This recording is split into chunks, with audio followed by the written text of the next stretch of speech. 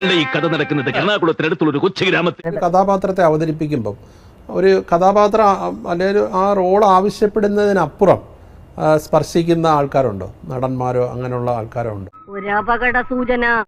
നോക്കിക്കോ, ഇന്നിവിടെ ചിലതൊക്കെ നടക്കും. ചിലപ്പോഴൊക്കെ ആണോ? ഒരു കയ്യബദ്ധം നാറ്റുകരുത്. എന്താന്ന് വെച്ചാൽ തുറന്നു പറ, അവരുടെ സസ്പെൻസ് ഇടാം.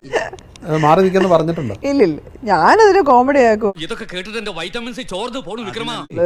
എന്തുവാ അന്വേഷിക്കുന്നതെന്നൊക്കെ ചോദിക്കും, എന്ത് പരിപാടി എന്താന്നൊക്കെ ചോദിച്ചാൽ അത് കോമഡി ആക്കും. ഓരോരുത്തന്മാർ രാവിലെ പാലും പഞ്ചാരം ചുണ്ടത്ത് വരട്ടിക്കൊണ്ട് ഇറങ്ങിക്കോ.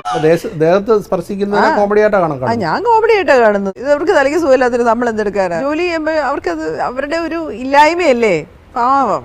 ഓ ഭാഗ്യവാൻ. ഇതിപ്പോ പോർട്ടലിൽ ലോട്ടറി അടിച്ച പോലെ. അങ്ങനെയുള്ള നായകന്മാരാണോ അതോ സഹതാരങ്ങളാണോ?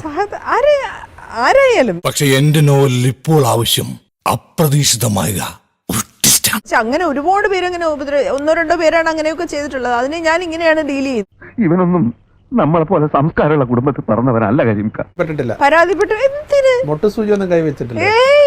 പാവം. അയ്യോ, എന്തുമാത്രം അപ്പാവികള്.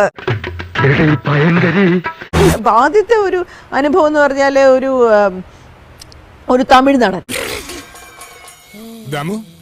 എന്ത് പറ്റിയടാ? ചായ നെറുകന്തലേ കയറി ബ്ലോക്ക് ആയതാ. അയാൾ ഒരു ഡയലോഗിന്റെ ഇടയ്ക്ക് എന്നെ പിന്നെ വളരെ മോശമായിട്ട് ഹാൻഡ് മൂവ്മെന്റ്സ് ഒഴിവാക്കി നമുക്ക് ഒന്നും കൂടെ ചെയ്യാം. ഹാൻഡ് മൂവ്മെന്റ്സ് പറഞ്ഞാൽ ഇയാളെ കയറി പിടിച്ചതാ, അത് ഒഴിവാക്കിയിട്ട് നമുക്ക് ഒന്നും കൂടെ ഷൂട്ട് ചെയ്യും. ഇപ്പൊ എനിക്ക് കോമഡിയാണ്. ഒരാൾ എന്തൊരു ബോറഡായിട്ടായിരിക്കും അയാൾ അങ്ങനെ വന്നത് ഇവിടുന്ന്. ചതിച്ചോ ദൈവമേ, എന്നെ തേച്ചതാണല്ലേ.